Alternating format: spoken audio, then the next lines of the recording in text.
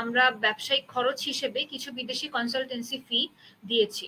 এখন কর্পোরেট ট্যাক্সে এগুলো কি ডিডাক্টেবল হবে, এবং যদি হয় তাহলে কোন ডকুমেন্টেশন প্রয়োজন?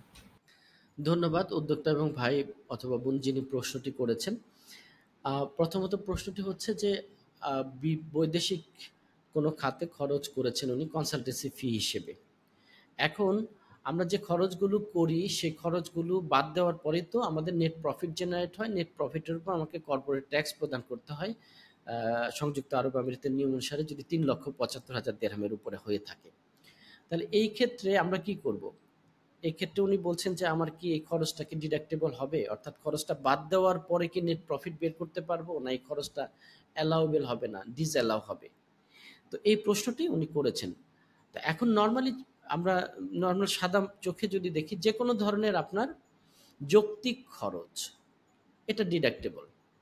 যেকোনো ধরনের যৌক্তিক খরচ ডিডাক্টেবল। আর যেগুলো ডিডাক্টেবল না সেগুলো কর্পোরেট ট্যাক্স ল অনুসারে আগে থেকে বলে দেয়া আছে যে এই খরচগুলো আপনার ডিডাক্টেবল হবে না।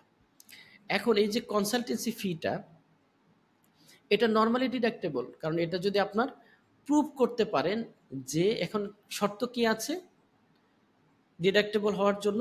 নরমালি কিন্তু এটা ডিডাক্টেবল, কিন্তু এই শর্তগুলো আপনাকে পূরণ করতে হবে এবং আপনি বলেছেন সেই শর্ত কি কি থাকতে পারে। যেমন এইটার সাপোর্টিং ইনভয়েস থাকতে হবে এবং প্রপার ডকুমেন্টেশন থাকতে হবে যে এই খরচটি আপনার কোম্পানির পারপাসেই হয়েছে, আপনার কোম্পানির পারপাস হয়েছে।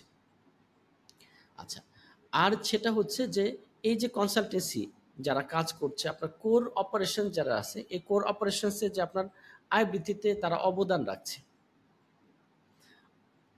আর যেটা হচ্ছে কনসালটেন্সি যেহেতু ফরেন হয় সেহেতু এটার ক্ষেত্রে আমাদের উইথ হোল্ডিং ট্যাক্সের বা সোর্স ট্যাক্সের বাধ্যবাধকতা আসবে। এই বিষয়টিকে আপনাকে মাথায় রেখে তারপর কাজ করতে হবে।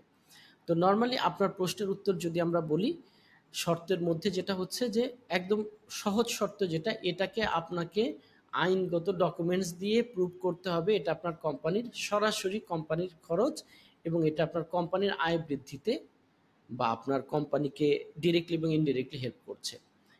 এবং ট্রেনিং ডেভেলপমেন্টের ক্ষেত্রেও হতে পারে, আপনার আপনার রিসার্চ ডেভেলপমেন্টের ক্ষেত্রেও হতে পারে। বাট যদি সরাসরি আয় বৃদ্ধিতে আপনার এটা হয় তাহলে এটার ক্ষেত্রে ডিডাক্টেবল হওয়ার চান্সেসটা অনেক বেশি বেড়ে যায়।